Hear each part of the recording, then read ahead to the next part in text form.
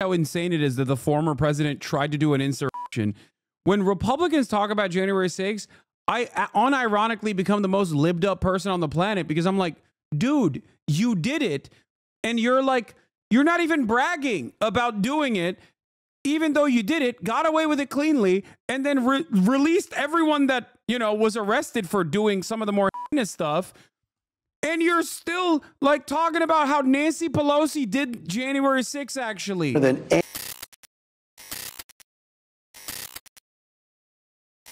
Bigger than it if it were more traditional. Only the second time in history somebody didn't have consecutive terms. Yeah. Well, they say it's historically bigger. I don't know about that. But I can say it showed us a couple of things. It showed us that the radical left, their philosophies and policies are horrible. They don't work. You look at crime, you look at what's gone on at the border. Guys, you look I think this guy's a right-winger. I mean, that's going to happen, but I think we got there just in the nick of time. But we still have you covered better than anybody. We have terrorists in our country by the thousands. We have murders in our country by the tens of thousands. We have numbers that came out, 11,000 people are now free and walking around in our country. And of them, I think 48%, they say, killed more than one person, and they're walking around. They came out of jails from other countries. And, you know, people, they've emptied their jails. I would, if I were the president or prime minister or something of another country, I'd empty my jails right into America, into the United States. Why not? And many of them did it. If you look at Venezuela, their crime rate is down now 78% because they took their street gangs and they moved them into the United States. And you're seeing that in Colorado and Los Angeles and other places. And we're going to take care of it. So did Biden really say to you when you came up to the front of the White House, welcome home? No, did somebody say that? I read it somewhere. I don't know. Maybe he did. I really don't know. So you left him a letter. It was funny with Peter Doocy, and Peter said, oh, Mr. President, did Joe Biden leave you a letter? Did he did leave you a letter. He did. And you had left him one, but you've never disclosed either one of them. Well, a lot of people now would be a great time. You know, it was interesting. A lot of people thought it was sort of like a setup with Peter Doocy and myself, and I have a lot of respect for Peter. But he just asked me a question about the letter. And then I remember that, you know, it's like a custom. You leave it right in the drawer of that beautiful desk right alongside of us. And so I opened it up, and I actually gave the letter to Peter. And did he got to read it? I guess. I haven't. You don't know if you read it? I just sent it to him a little while ago.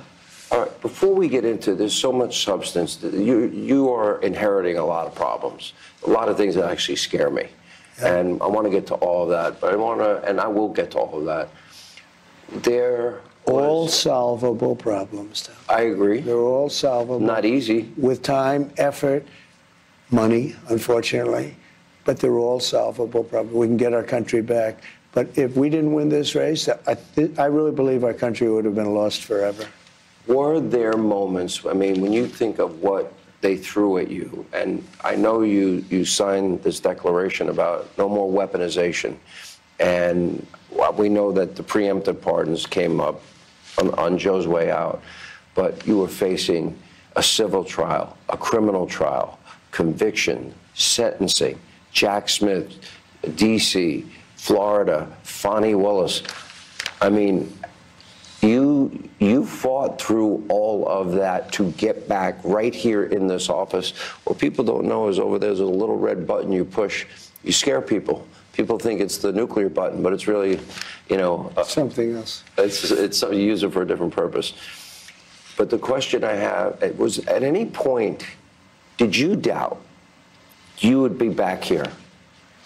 So it's a great question. It's something I don't think about. I never really thought about it. I don't think about, gee, will I be back? I just do it. I get it done. I get things done. I'm good at getting things done, and I set my mind to it. As you know, we had a great election in 2016. I had a much better election in 2020. And if I didn't have that election, I wouldn't have run. If I thought that I didn't get the number of votes, and it was reported that I got almost 75 million votes, and that was their numbers. That wasn't the numbers. That was their numbers. That was more than anybody has gotten in history, any sitting president had ever gotten. And you lost. Had I gotten like 50 million, or 40 million, or 60 million, I would never have run. But that was like a poll. So, but I had a different attitude. Too big to rig.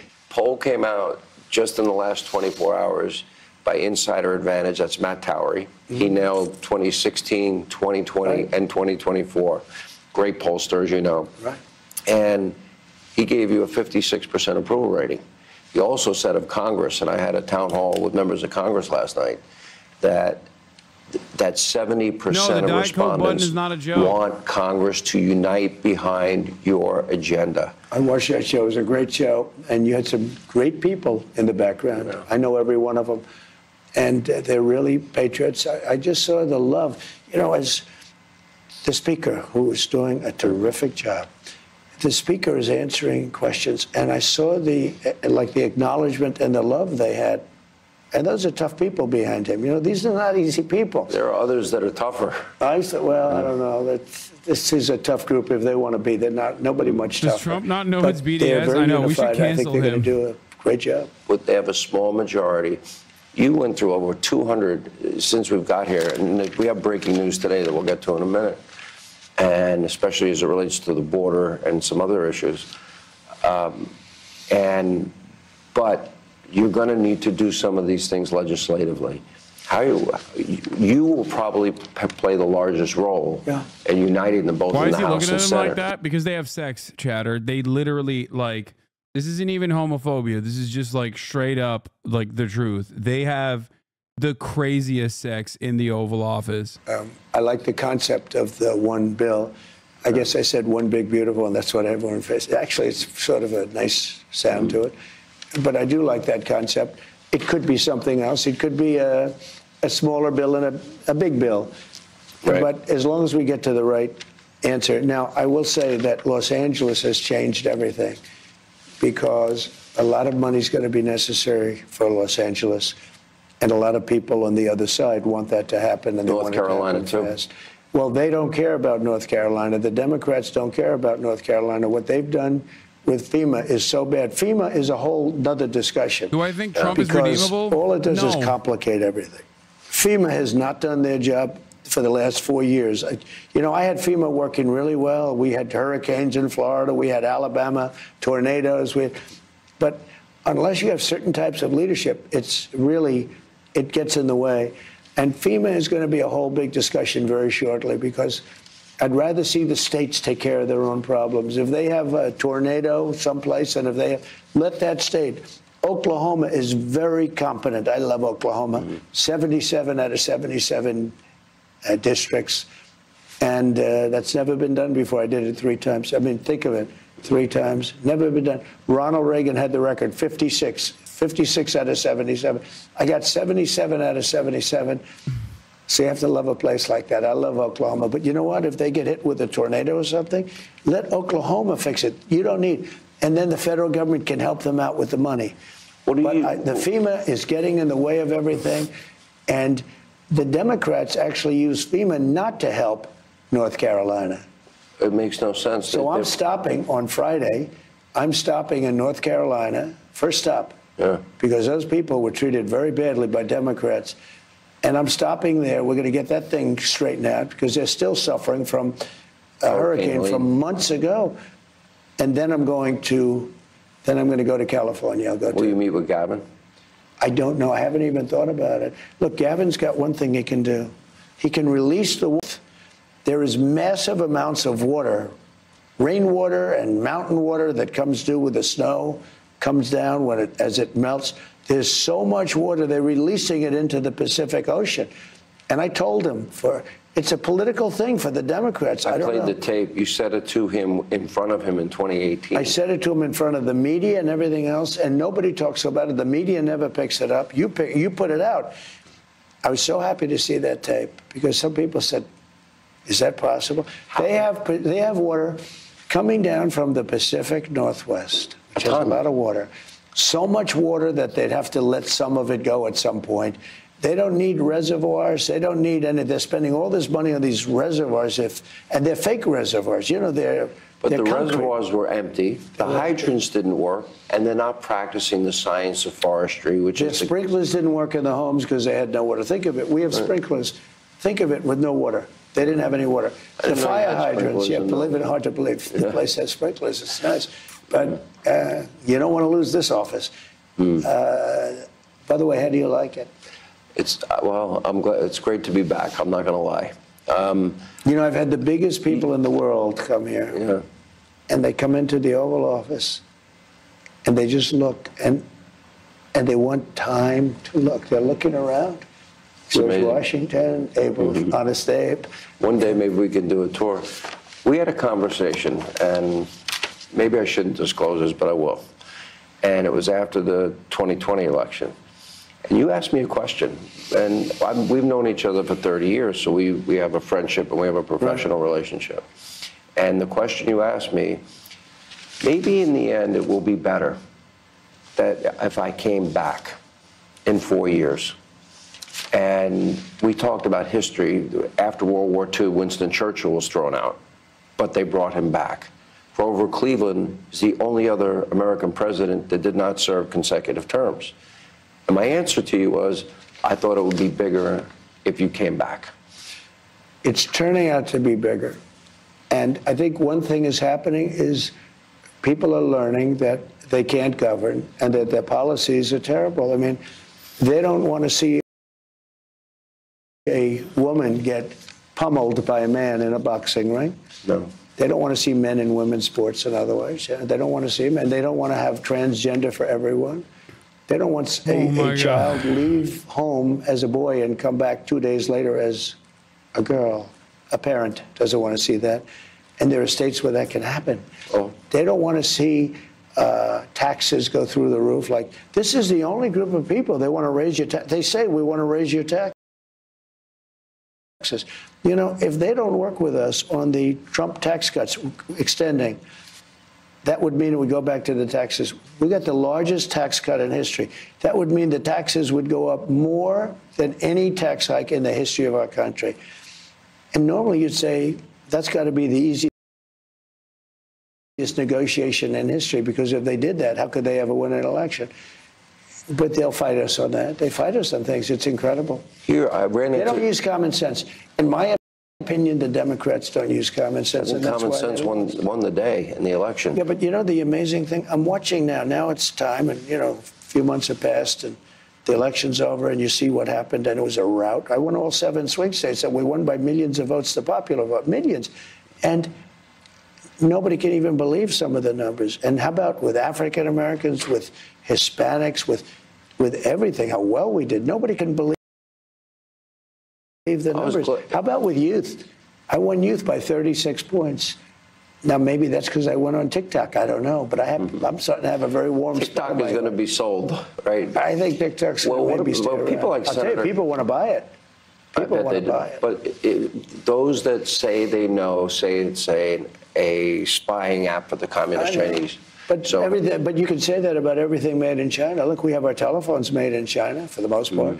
We have so many things made in China. So why don't they mention that? You know, the interesting thing with TikTok, though, is you're dealing with a lot of young people. So they love it. Is it that important for China to be spying on young people, on young kids watching crazy videos or things? I don't want China spying on anybody. No, but they make you telephones, and they make you computers, and they make a lot of other things. Isn't that a bigger threat? I'm sure that'll be part of your discussions with President Xi, which I'm going to talk about in a moment. Let me go to the border. We do have breaking news today. I ran into Tom Homan as I was walking in today. And so far, 308 total arrests, 296 detainees, and the first deployment of military assets to the U.S. border.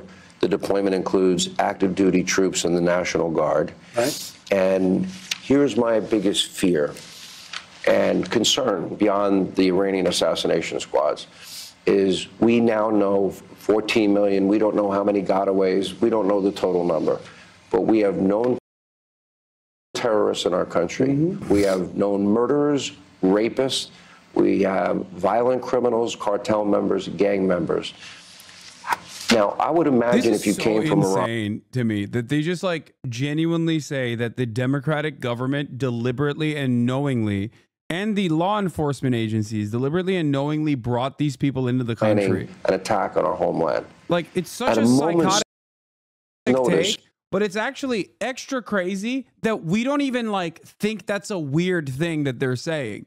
Because notice how they just say it so much that it's now become the truth. That's what I'm so frustrated by. Where like, it's just completely insane. Under normal circumstances, when someone says something like that, you're supposed to go, what? You need to get lithium pronto, dog. What the fuck are you saying? For years, and you actually make one now it's statement just before you the say norm. that. You say 100% certain. I do. That's a pretty big statement. And then I say, I pray to God I'm wrong. Yeah, I hope you're wrong too. And I won't comment, but I tend to agree with you. It depends. We'll see what happens. Look, we have a lot of great people right now, a lot of great people on this situation. This was a gross miscarriage of common sense to allow people to come in. And I believe the number is 21 million people, and a large percentage of them are criminals. All over the world. This is not just South America. This isn't, we talk Venezuela, that's a big abuser, but these are countries from Iran, the Syria? Congo, countries that you don't even think of. The Congo has emptied their prisons out into the United States. We're not thinking about the Congo. We're thinking about South America. It's much more than South America. But prisons from all over the world have been emptied out into our country by Biden, allowing it to happen. I don't even know if he knew what the hell was going on, but who would want this? I always say to people, you always like to understand, like in a business, you want to understand the other side. Why do they want something, et cetera, and you figure it out. And there's usually an answer, almost always. I don't understand, why does somebody want open borders where, and they say the vote, okay, but I did well with the Hispanic vote, if you're looking at Hispanic. They say they do it because they want to think they're going to stay in power. It's going to be better for Democrats. I don't really believe that. Besides that, they cheat so much. They don't have to do that. They cheat so well. They're very good at cheating. The only thing they're good at really is cheating. But here's the thing I ask. Why would somebody say that open borders are good, where jails and mental institutions from other countries and gang members right off the streets of the toughest cities in the world are being brought to the United States of America and emptied out into our country? Why would anybody that even likes, you don't have to love our country, you have to like it. Why would anybody that likes our country, the Democrats, allow that to happen? And even now, I watch them on television, they're trying to justify it. Again, false premise that is now completely just seen as the truth. That migrants are coming in with hatred for this country. Why the fuck would they come here, dude? Well, it's not stupid. You're either stupid or you hate the country. Migrants that are coming in that hate this country, and the Democrats are letting them in, and they must also hate the country because they're letting in the people that hate this country into the country on purpose. And it's like, it's just so insane. It's such an insane thing. Like the notion that like all these people that are coming into America actually despise America. As someone who came to America, let me tell you, okay, I learned the cold, hard truth about America after I came here. I came here because I wanted to come here, and I was very fortunate, okay? I come from a relatively affluent background, and it was still a difficult thing to just like leave your family and your friends behind or whatever. But like these people are leaving so much else behind, and they're not coming in here with like a warm reception. Like I came here for college. I promise you those people don't hate America, okay? And neither did I. When I first came here, I wanted to live here really bad. And I still want to live here, as a matter of fact. But the reality of the matter is, I definitely learned all of the problems that modern American society had fairly quickly, as a matter of fact. And also, that is precisely the reason why undocumented migrants, for that, and also because they want to avoid any sort of legal scrutiny whatsoever, are not responsible for share of the crimes per capita than natural-born U.S. citizens. You understand? That's the point. New immigrants like America more than I do, and I was born here? Yeah. You always say conservatives have their lore down pat. The lore is repeated so much, their believers, to their believers that everyone lives and breathes it like it's oxygen. Yeah. It's just crazy that, like, it just sucks that you could just like repeat something that's a falsehood over and over again. And as long as there's no like active counter messaging against it, people will just believe it and it becomes the truth, even if it's just completely untrue. And no matter how much evidence is presented against it by the likes of someone like myself or maybe some other places, like, it just doesn't matter. People are like, nah, I'm invested in the narrative, and the narrative has become the truth for me. It truly sucks. It's just, I don't know. Wasn't that Hitler's strategy? I mean, a lot of politicians do this. It's not just Adolf Hitler. Adolf Hitler did not invent the concept of lying as a political figure. But yes, specifically as it pertains to lying about certain minority groups being responsible for crimes and all of the evils of society, yes, that is very Hitlerian. Yeah. Germany says Hitler was a communist. Yeah, no, they don't. That's the AfD that says that. And even they don't say communist, they say socialist. Wasn't there something we were going to watch it live at 6, or was that for another day? We're watching it right now. It's just the ad break. Which, by the way, reminds me that you can subscribe for $6 or for free with a Twitch Prime. In the middle of the hour, at the top of the hour, any point in the broadcast that you would like to subscribe, you can do so. Also, let me see if my new ad alert link works. 1 second, just because it hasn't been working all day. But that's right. You can also get gifted a sub if you are lucky as well. Subscribing will support the broadcast. Also allow you to avoid ad breaks if I do choose to run ad breaks in the future. And last but not least, you get to send me links and use the emojis all around the website of Twitch. Wait, hold on. Still doesn't show the dogs. Bender the Gray, thank you for the 5 gifted subs. You ain't shit. Thank you. Wait, you're running ads again now? I need to know if debate operations can resume. No, I'm not running ads again. Wow, noticing no ads in the Trump era. Okay, I'm a Republican now. That's right. No ads in the Trump era. By the way, you guys want to see what happened when I fell on my hand? Can you tell? Can you see? Like, all this is like purple, bruised. That's what happens when you're a big boy and you fall as a big boy, and that softens the blow. You got to see this Japan stream intro before you leave. I already watched it this morning. You've been jorking it so much, you got calluses. Yeah. From Jorkin the Peanuts. Jorkin the Peanuts Vance. Get away? No. Drink milk. Secretary General of the Japanese Communist Party. Oh, I'm going to be linking up with the Japanese communists, by the way, which is very exciting. Secretary General of the Japanese Communist Party is once again calling on you to drink more milk. Koike Akira shared a video message in which he called for more support for struggling dairy farmers and chugged a glass of milk. And no, the Kojima-san meetup is not happening. All right, let's get back to it. They're aiding Trump and is back. abetting in the law breaking. Okay, they're going to get federal funds. Yeah. We're trying to get rid of them. We're trying to end them, and a lot of the people in those communities don't want them. You know, California is a big Would you example. cut off their money? I might have to do that. Sometimes that's the only thing you can do. Look, California is a great example of it. If you actually poll the people, they don't want sanctuary cities, but Gavin Newsom does, and these radical left politicians do. And, you know, if you asked them why, they couldn't even. I watched Gavin Newsom try to answer that question. He was unable to even answer. He looked like an idiot. He was unable to answer. I asked him one other question. Why is it that you don't want millions of gallons of water a day pouring throughout California? You know, the farmland in California is, they say, the equivalent of Iowa, great land, but it's got no water. And you sit there, and it's literally, you can see it burning. It's on flame. Sure. All they need is water in that big farmland. And I ask them, why? How is it possible that you're not allowing this water? They divert it out to the Pacific Ocean, where it drops into the ocean. And you know what it's like? It's like nothing. To the Pacific Ocean, it's like 2 glasses of water.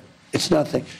Millions of gallons of water is diverted way up north in California into the Pacific Ocean. They have the pipes in it. It's half pipes. You see them all the time. Half pipes. People live in those half pipes now. You know, they have homeless living in those half pipes. But this is water that millions of gallons of water a week and a day in some cases, you know, depending on the flow. So much water they wouldn't know what to do with it. Your sprinklers would be filled. They can even, remember when I took criticism because I said you have to manage your forest? the head of a country that lives in forests. A number of them, actually. Finland told me this. Austria told me this. The head of Austria, head of Finland. And it was beautiful the way they expressed it. They said, we live in a forest. We are a forest nation. That's beautiful, isn't it, to say that? We have trees that are the most magnificent in the world, far more beautiful than what they have in California, and much more flammable. Mm-hmm. He said, we don't have forest fires. We manage our forests. You can get a degree in forestry. Well, they'll do cuts, yeah. Can you imagine? But you don't need much. You have to clean the floors of the forest. You know, when they had forests, I go to see some of the sites I watched in California. They use billions of dollars of money. And they do say, you know, I mean, look at what happened. Los Angeles, that's like a nuclear weapon went off, what's happened to Los Angeles. And, you know, that thing went for 4 or 5 days. Nobody was even fighting it because they didn't have any water. Their fire departments aren't funded properly. And the firefighters were brave as hell. They were fighting without water. I mean, they turn on a fire hydrant, there's no water that comes out, and they're sitting, and the fires are rushing at them at 30, 40 miles an hour. Those firefighters were brave. What happened to that state is incredible.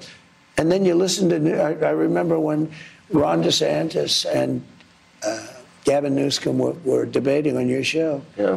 And Newsom's talking like, everything's great. Oh, everything's great, just great, just great. More people left California this year than ever have left in history before the fire. But look at it. Take a look. And, you know, the amazing thing, these are wealthy people. Many wealthy people lost their homes.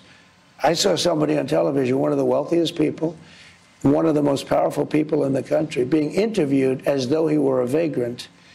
His shirt was, and you have to know him, he's a mean, horrible human being. He's a tough guy, very tough guy, a horrible person. Yeah. But he's very rich. And he's rich, but he's a horrible person. No, he's a horrible human being. I know you have rich people that are very nice, so, but this guy's a terrible person. So I say, that's so-and-so. I said to Melania, I said, look at it.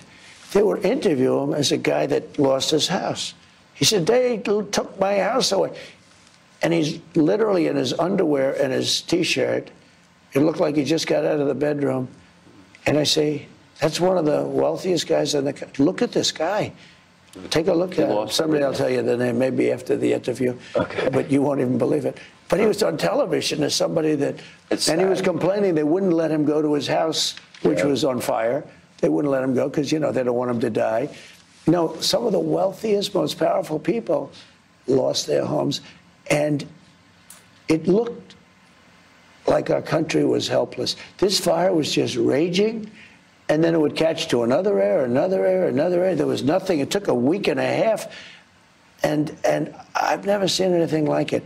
We look so weak. Will you give, obviously Americans want to help other Americans in need, okay? Yeah. Fair enough, we do that. We got to help the people in North Carolina. They've been suffering. Well, you know, that's what I want to do. That's why I'm stopping there first. You're going to stop in California? I'm stopping in North Carolina. Should the money be contingent on them practicing the science of forestry? Well, I think this. I'm going to put a statement out today, I think, and maybe it's already written. I said, I don't think we should give California anything until they let water flow down into their system. From the north to the south. This is a political thing. I don't know what it is. You know, they talk about the Delta smelt. It's a little tiny fish like this. I went out. They say it's an endangered species. Well, how is it endangered? No wonder it's endangered. It's not getting any water. How do you, if you have a fish and you're stopping the water, isn't that going to hurt the fish? I did a show in 2009 from the San Joaquin Valley, Devin Nunes' district. Right. And they wouldn't give thousands of acres of farmland water to protect that. By the way, you see that now. I drove up the highway. I was with Devin Nunes, another Republican congressman, and I looked at these vast areas of land, and it looked like it was just burning. It was dark. It was dry. And then there'd be a little patch, little tiny patch of green, beautiful green. And I said, why? How come all this land has these little patches? They said, that's all that we're allowed to farm because we have no water. I said, are you having a drought? No. They've turned off the water. They turned off the spigot from up north in order to protect the Delta smelt. Let me move on to the And by the way, I don't really believe it's the Delta smelt because Nobody could do that. It's not endangered either. They have it in other locations, et cetera, et cetera. They're doing seemingly everything they could do, like New York is in many ways, to chase people away. No, but can you imagine today? It's crazy. When people, and the press doesn't like, when I talk about the water that they're turning into the Pacific, the press never wants to put it on. The fake news. They don't want to put it on, Sean. You do realize that you have permanently tattooed into the forehead of legacy media the term fake news. You do realize they spent 9 years, 9 years attacking you from the moment you came down that escalator, and they didn't stop. And here's the interesting part to me, is that all of the attacks, all the weaponization, all the FISA warrants, all the Russia, and we can go on, all the various venues, the J6 committee, which kept out a lot of pertinent information. And how about the J6 committee? I call it the unselect. You know, they say the select. But they didn't win. No. What they did was criminal. That's why they got pardoned. They deleted and destroyed all of the information that they collected. Why else would they need a pardon? And Hannity tries to keep the conversation on the rails so hard, and Trump is just like he's not even remotely having it. All of the information having to do with the 10,000 soldiers that I offered to Nancy Pelosi, and she's now always like, Mr. President, please, sir, let's get back on track, please, I beg of you. And he's like, no, fuck you, all dude. saying that you authorized it in the days leading up. The Capitol Police Chief asked for the guard, was begging for the guard. Muriel Bowser. How are we still talking about January 6th?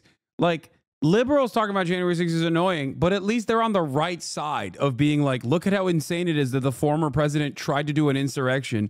When Republicans talk about January 6th, I unironically become the most libbed up person on the planet, because I'm like, dude, you did it.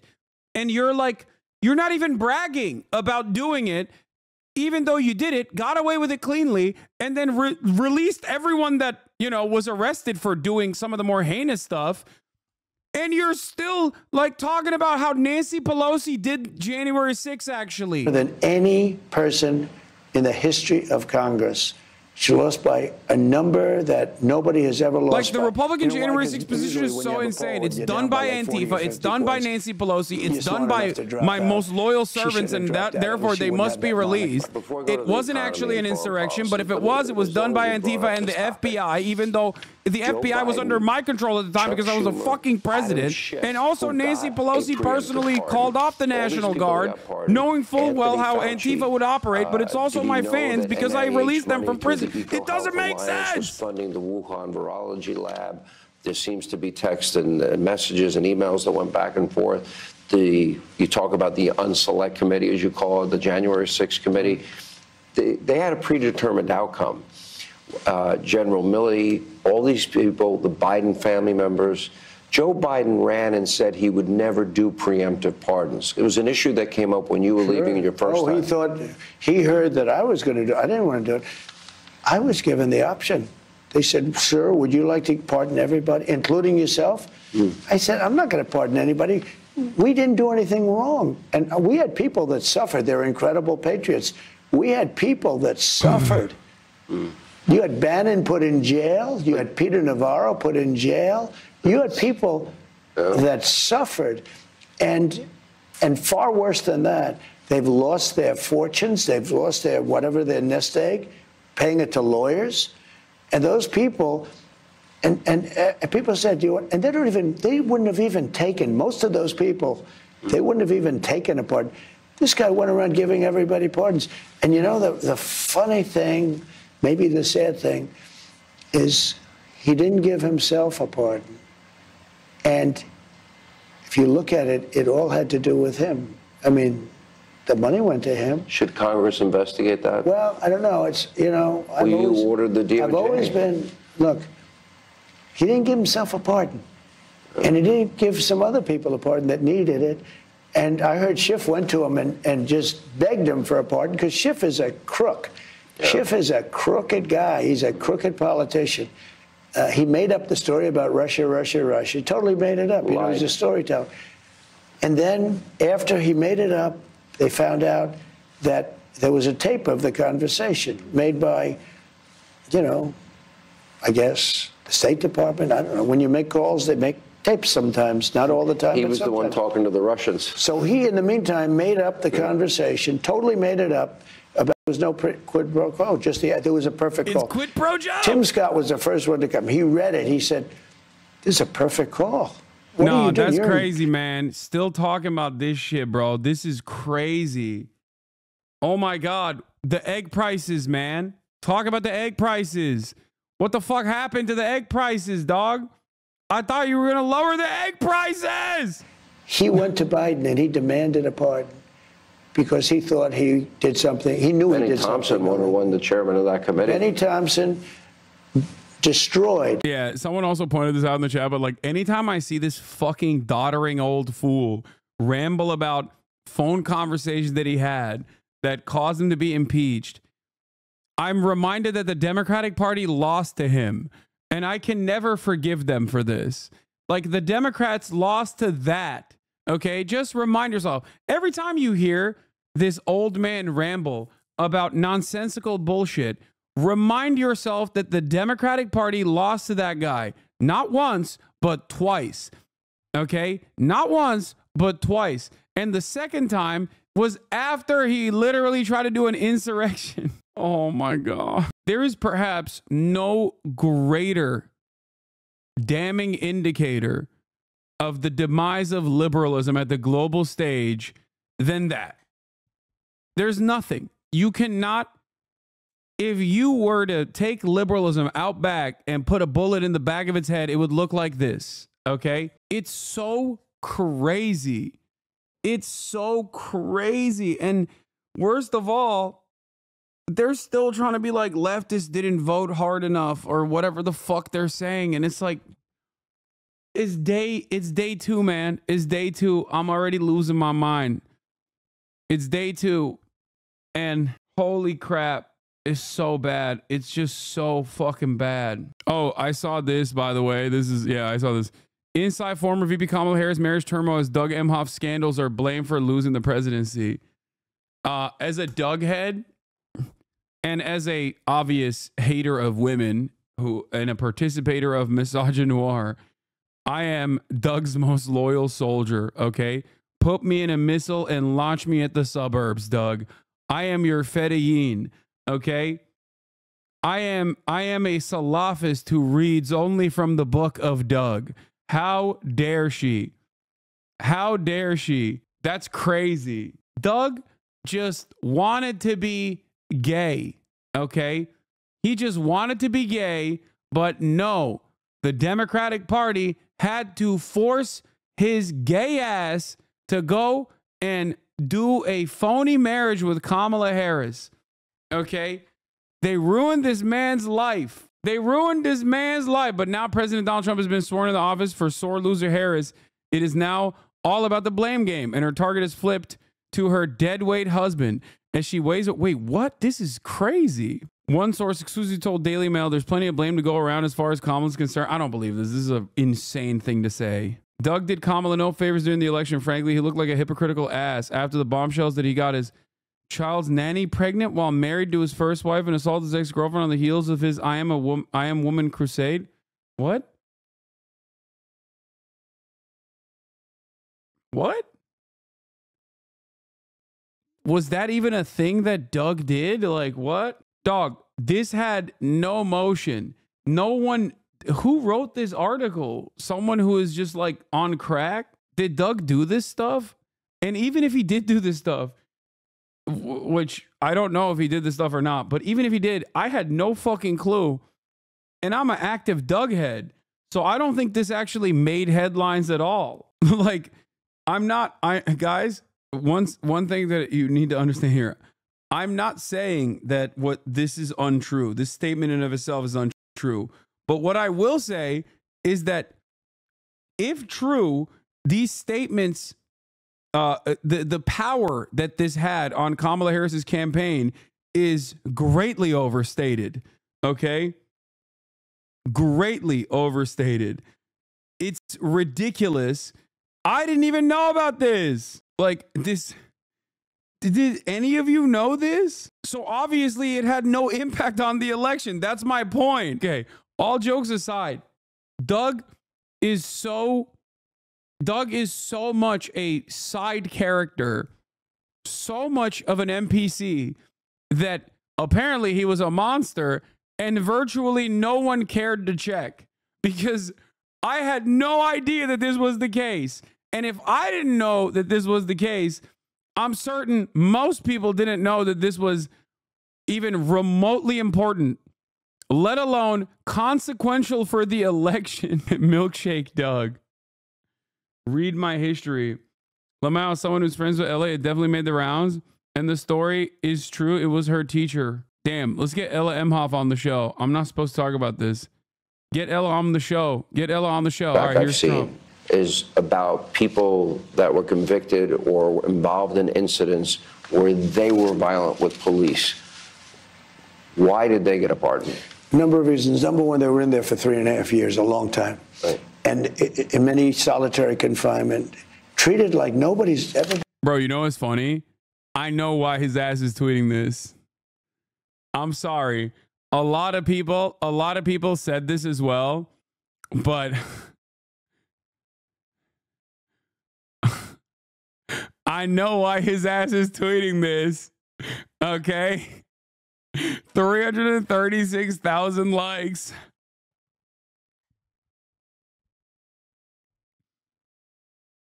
Seething. Should not have been, this should not have happened.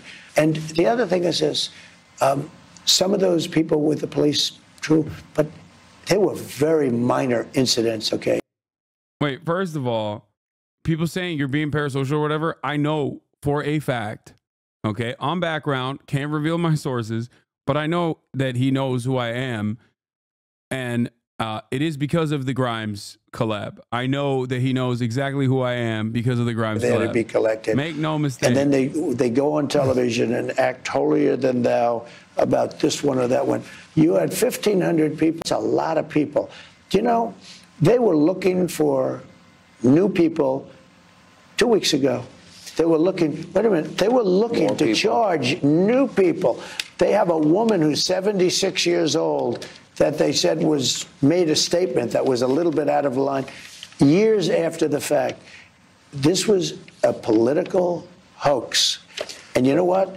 Those people, and I'm not saying in every single case, but there was a lot of patriotism with those people, a lot of patriotism. You know, they did a recording, and you know, they asked me if I'd do the voiceover, and I did. Do you know it was the #1 selling, whatever you call it nowadays, album, whatever, song, CD, whatever you call it. You don't know, it changes every year, right? But it was the #1 selling song, #1 on Billboard, #1 on everything for so long. People get it. They wanted to see those people. American people were aware. You told them what you would do. Joe Biden. He's talking about the January 6th choir chat. Yes, it's that stupid. Yes, this is the president of the United States of America. Yes, the Democratic Party lost to this man, not once, but twice. Voted for me, and I won in a landslide.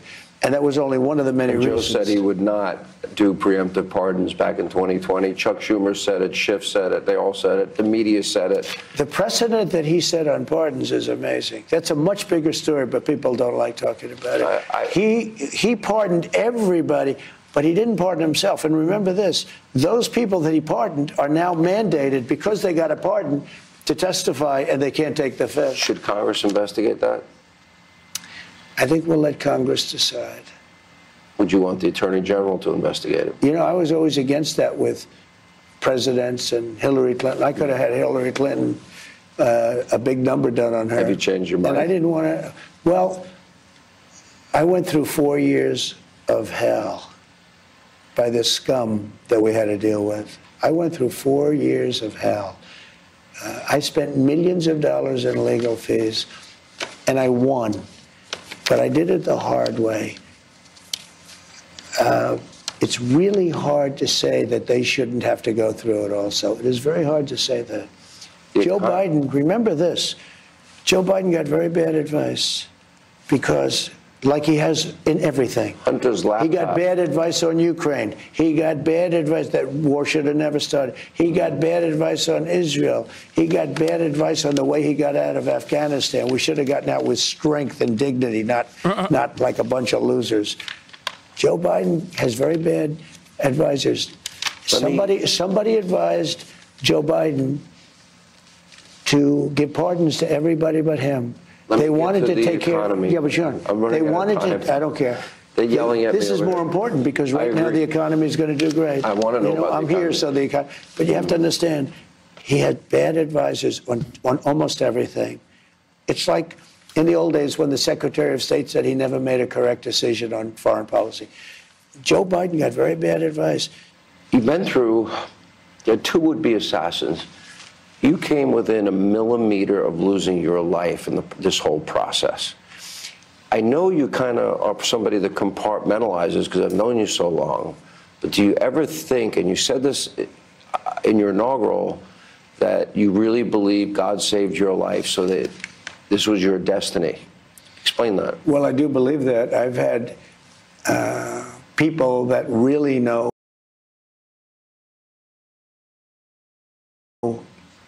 a lot about guns, and they said that gun, that particular gun, in that beautiful field, as I called it, in Pennsylvania, which it is, Butler, that gun's a very accurate gun, and that a bad shooter would hit the target 100% of the time. You can't miss.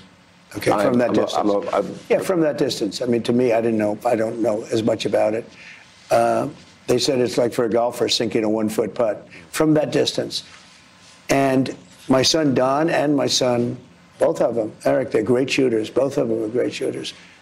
And they said it's amazing, it's a miracle. I think it affected them because they can't believe that happened. I turned. If I didn't turn, when the turn was like split-second perfect timing. So something happened, and I don't think you can call it just luck.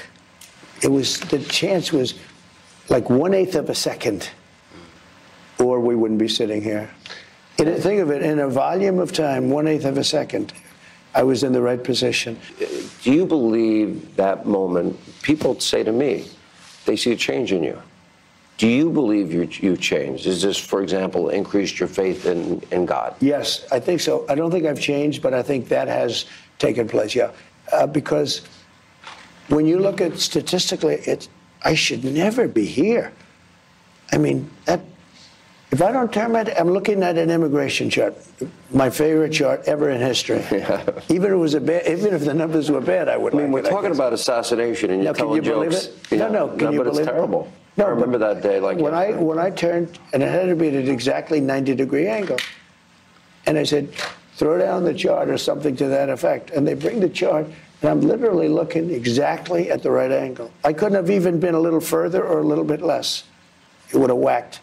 Because it was 1/8 of an inch. The entire ride was 1/8 of an inch. Will you investigate these assassination attempts? And you stated that you will release the files, all of the files, as it relates to the JFK assassination. And by the way, this is his desk.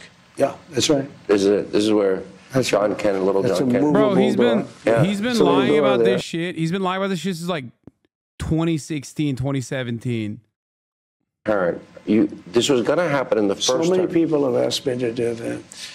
And I did it with Kennedy to an extent. Right. But I was asked by some of our government officials not to.